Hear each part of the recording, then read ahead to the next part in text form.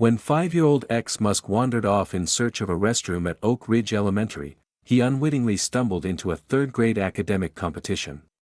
Bewildered teachers assumed he belonged there and assigned him to a team of much older students, who initially found amusement in having a kindergarten prodigy among them.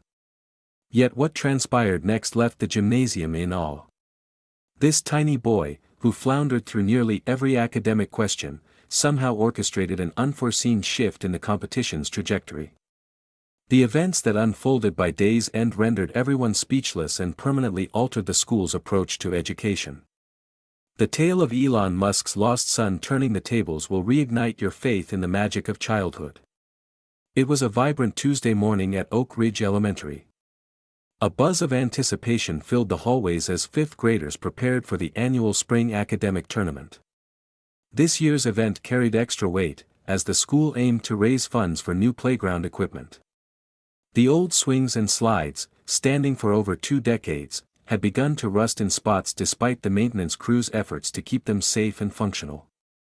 In the kindergarten classroom, Mrs. Henderson oversaw 5-year-old X Musk, who was engrossed in coloring a spaceship sketch. With dark, curly hair tumbling over his forehead and bright blue eyes fixed on his task, he carefully selected a vivid red crayon for the flames erupting from the rocket's base. X adored everything space-related, a passion unmistakably inherited from his father, Elon Musk, the renowned entrepreneur and SpaceX founder. X, would you like to try yellow for the flames? Mrs. Henderson suggested, pausing by his desk. Rocket flames often mix yellow, orange, and red. X glanced up at his teacher with a grin revealing a missing front tooth. Yes, and blue too, because the hottest part of the flame is blue. My dad told me that. Mrs. Henderson nodded, once again struck by the effortless knowledge X shared. He was an exceptional child in many ways, fiercely curious, remarkably articulate for his age, and unusually kind to his classmates. Though he sometimes drifted into daydreams of space voyages or electric cars, he also showed genuine interest in others, a rarity for such a young mind. X continued coloring, adding yellow and blue to his rocket's flames, when a sudden need to use the restroom struck. He politely raised his hand, as Mrs. Henderson had taught the class. Yes, X, she inquired. May I go to the restroom? He asked clearly.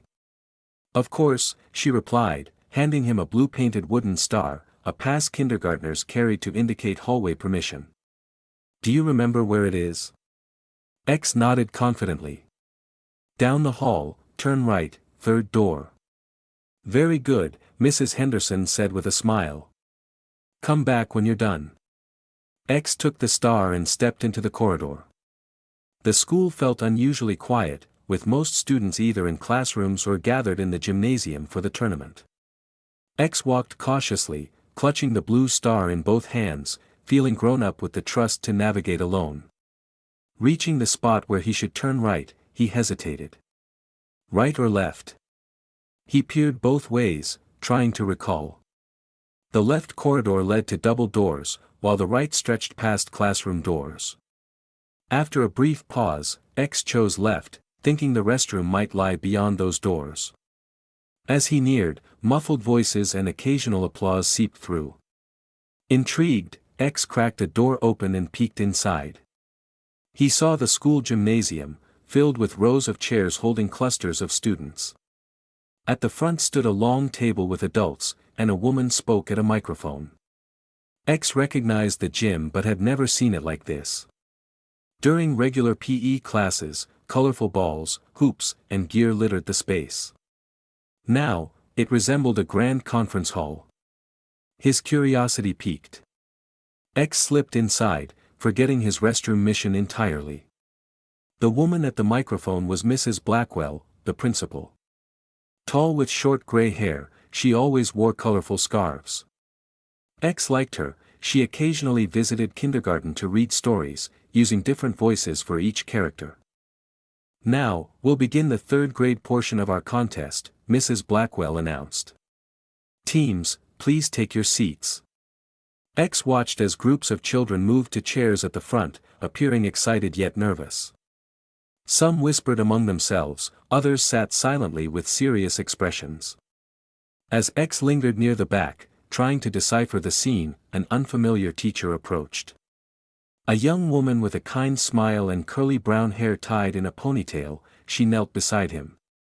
"Are you one of our third-grade participants?" she asked. "You look a bit lost." X shook his head. "I'm in kindergarten, Mrs. Henderson's class."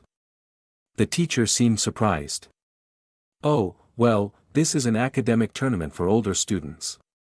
Were you looking for someone?"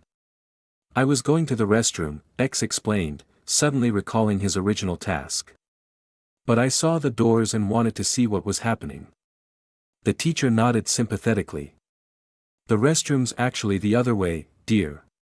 But since you're here, are you with the younger group? We have some second graders joining a special category later." Before X could clarify he wasn't meant to participate, Mrs. Blackwell called from the front. "Ms. Carter, are all our third-grade participants here?" The teacher, Ms. Carter, looked up. "One more, Mrs. Blackwell. I think he's a bit misplaced." Mrs. Blackwell gestured them forward. "Well, bring him up. We need to start." Ms. Carter turned to X with an encouraging smile. "Come on, let's get you to your team. Which class are you from?" X, unwilling to cause trouble and slightly overwhelmed, repeated, "Mrs. Henderson's class." "Henderson? I don't think I know that teacher." "Maybe she's new this year," Ms. Carter murmured to herself. "Anyway, let's go find your team." She took X's hand and led him to the front. X, still holding his blue star pass in his other hand, followed with wide eyes, taking in the surroundings. At the front sat 3 groups of children in colored shirts, red, blue, and green. Ms. Carter guided X to the green team, where a seat seemed vacant. "I think this is your group," she said. "They're short one player." The third graders in green shirts stared at X in astonishment. He was clearly younger and smaller, unfamiliar to them. But before anyone could object, Mrs. Blackwell returned to the microphone. "Excellent. Now we have all our participants. Let's begin the third-grade academic tournament."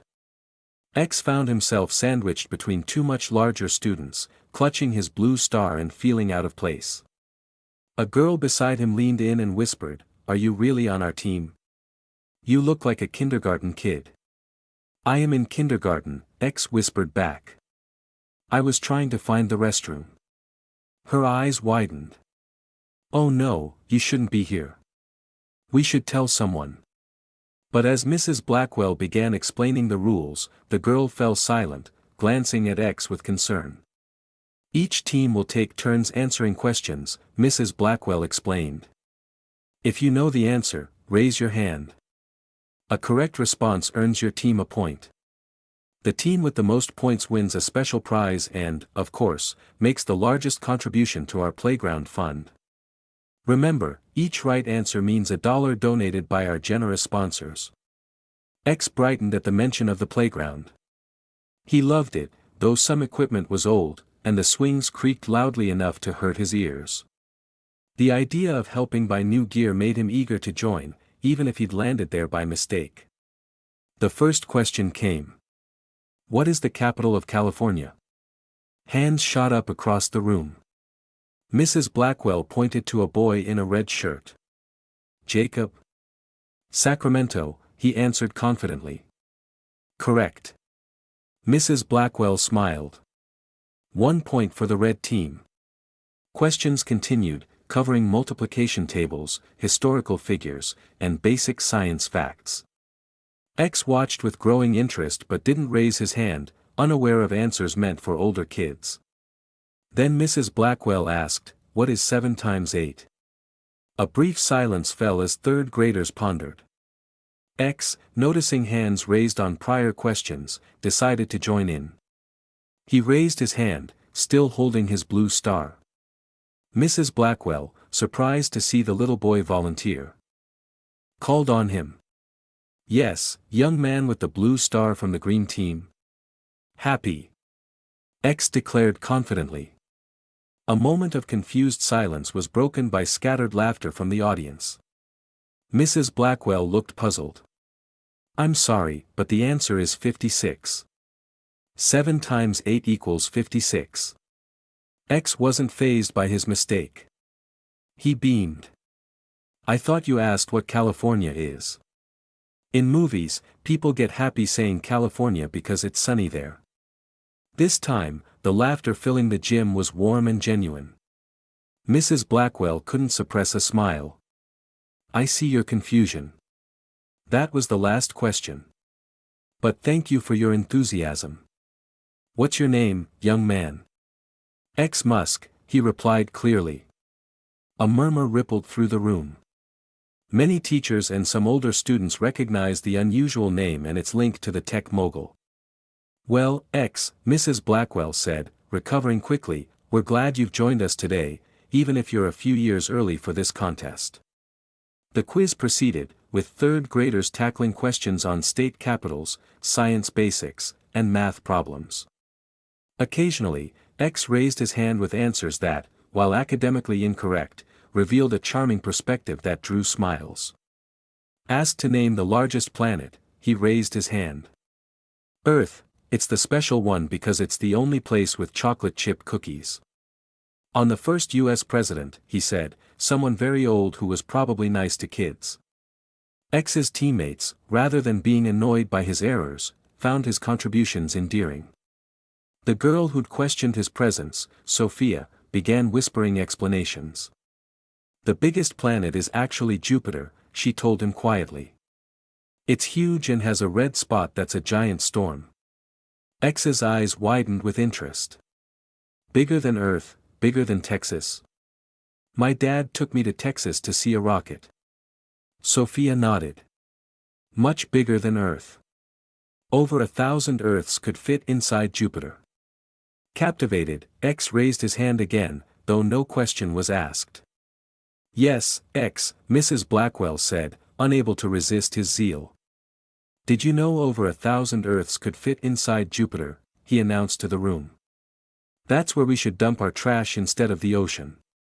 The 5-year-old's unexpected environmental concern triggered another wave of affectionate laughter and thoughtful nods from teachers. As the contest progressed, something remarkable unfolded. The gym's atmosphere, initially competitive as teams vied for victory, began to shift. Students seemed less focused on nailing every answer and more engaged in the process of learning and sharing knowledge. This change became even clearer during a brief intermission. While most students stayed with their teams, X roamed the gym, striking up conversations with kids from other groups, asking what they enjoyed studying. "Do you like dinosaurs?" he asked a serious boy from the red team. "I love dinosaurs. My favorite is Ankylosaurus because its club tail is for defense, not to hurt others unless it's really necessary." The boy, tense from the competition, couldn't help but smile at X's enthusiasm. "I like Triceratops," he replied. "They had 3 horns and a big frill to protect their neck." Soon, X gathered a small circle of third graders from different teams, eagerly debating favorite dinosaurs, momentarily forgetting the competition. Ms. Carter watched this interaction with interest and mentioned it to Mrs. Blackwell. "Look how this little kindergartner has them all talking together." Teams usually barely interact at these events. Mrs. Blackwell nodded thoughtfully. "He's certainly bringing a different energy to the contest. I should find out which kindergarten he's from, but I don't want to interrupt while everyone seems to be enjoying themselves." When the break ended and the competition resumed, Mrs. Blackwell decided to mix things up. "For this round, we'll try something new. Instead of academic questions, we'll focus on character and social skills." The first question in this category was, "What should you do if you see someone being ignored during recess?" Several hands rose, including X's. Mrs. Blackwell called on him first. "You should go invite them to play," X answered sincerely. "And if they're too shy to join, you can sit with them and share your snack. Sometimes people need friends but don't know how to ask. My mom says everyone feels lonely sometimes, even grown-ups." The simple wisdom in his response prompted a few parents to exchange moved glances. One mother discreetly wiped a tear. "That's a wonderful answer, X," Mrs. Blackwell said warmly. "You're absolutely right that sometimes people need friendship but don't know how to seek it." The next question was, how can you tell if someone is sad, and what should you do? A girl from the blue team responded. You can tell if they're quiet, sitting alone, or maybe crying. You should ask what's wrong, listen, and maybe hug them if they want. Great answer, Mrs. Blackwell approved. Listening is truly one of the best ways to help someone who's sad. X raised his hand again, though it wasn't his turn. And never tell them not to cry, he added earnestly.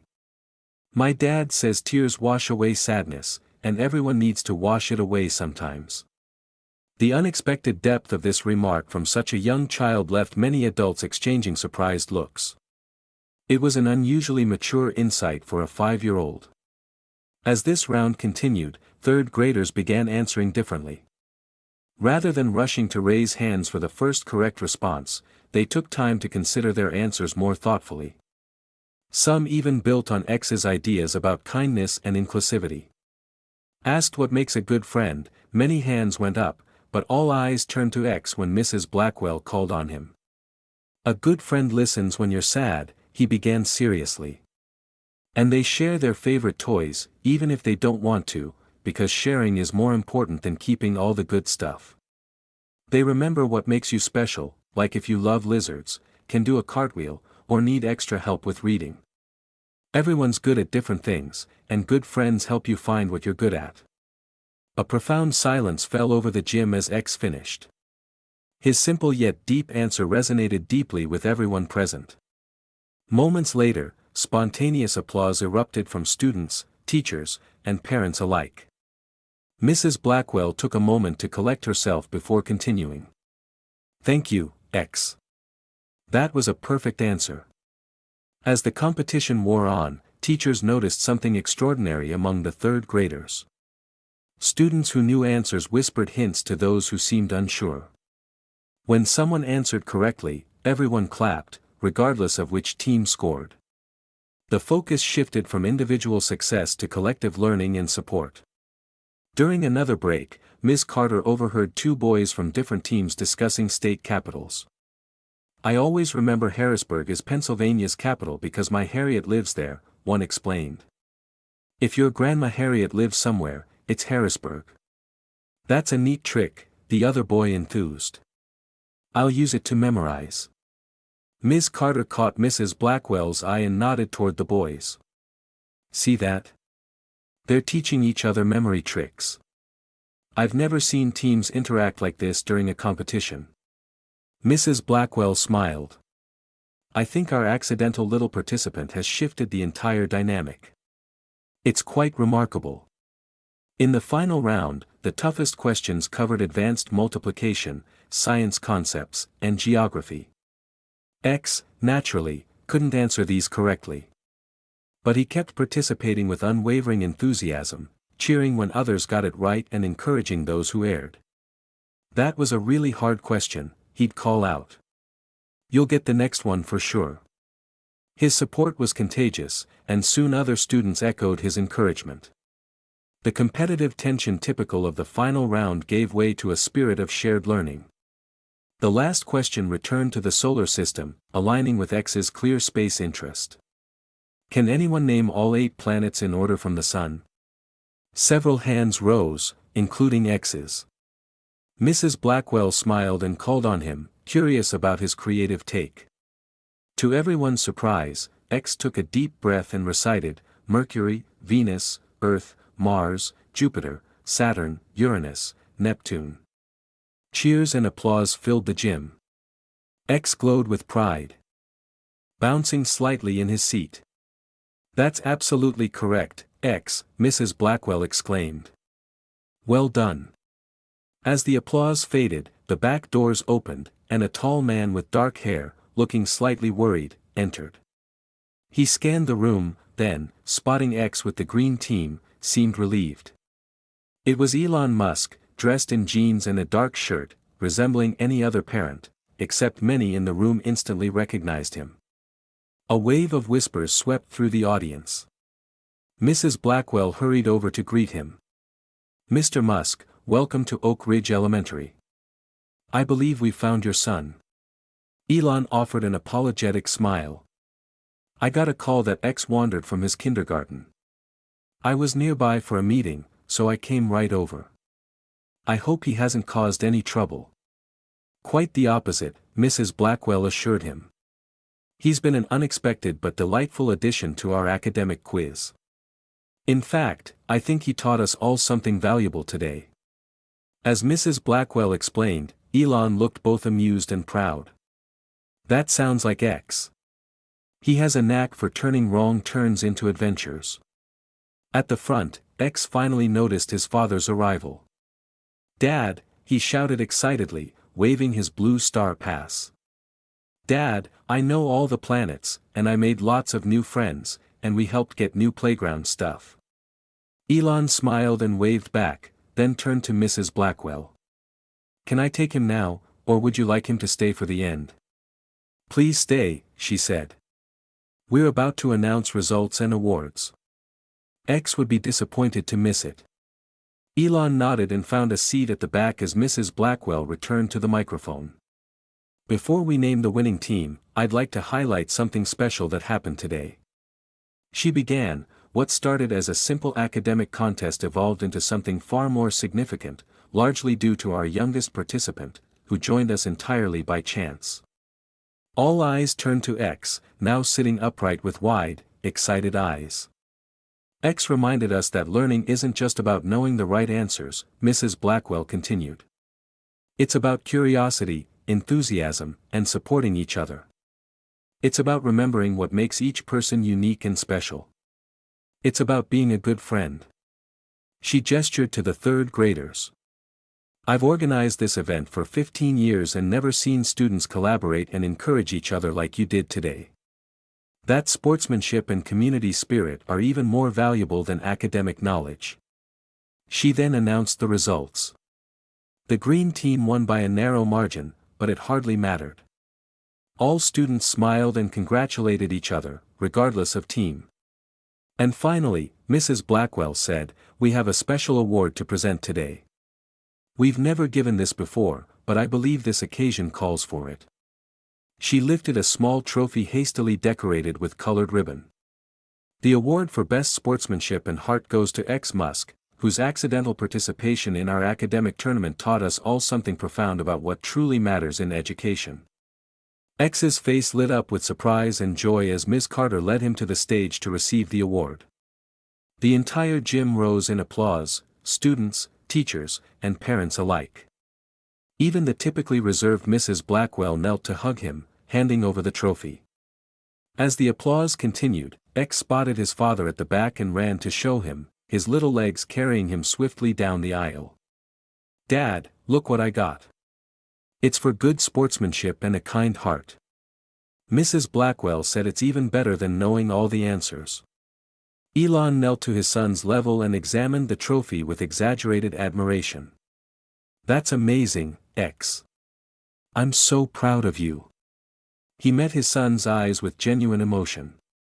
"You know, being kind and having a good heart really is more important than knowing all the answers. Adults sometimes forget that." After the ceremony, many parents and teachers approached to meet X and Elon. X's third-grade teammates were especially enthusiastic, telling Elon how his son transformed the contest with his positive attitude and unique perspectives. "He reminded us it's supposed to be fun," one boy said earnestly. "We get so caught up in winning, we forget to enjoy learning." Sophia, the girl who'd initially doubted X's presence, added, "He wasn't afraid to be wrong. That helped us not fear answering, even when we weren't sure." As they prepared to leave, Mrs. Blackwell approached with a proposal. "Mr. Musk, X's presence today inspired us to rethink how we approach learning and community at Oak Ridge. We're considering a mentorship program where older students pair with kindergartners to read and work on tasks. Would X be interested in joining?" X, listening intently, bounced with excitement. This concludes our narrative journey. I trust you found this gripping saga of intrigue, cutting-edge innovation, and astonishing discoveries captivating. From where are you tuning in today? I'm curious to learn which corner of the globe this tale has touched. If this escapade held your interest, please give this video a thumbs up and consider subscribing to the channel for a steady stream of compelling, mind-expanding stories just like this one. Fresh material is posted frequently, ensuring you're always in the loop for the newest spellbinding adventures. Be sure to pass this video along to your loved ones and friends. It's a great way to share positivity and insight while expanding our circle of story enthusiasts. Your encouragement is invaluable. Thank you for joining me, and I look forward to welcoming you back for the next tale.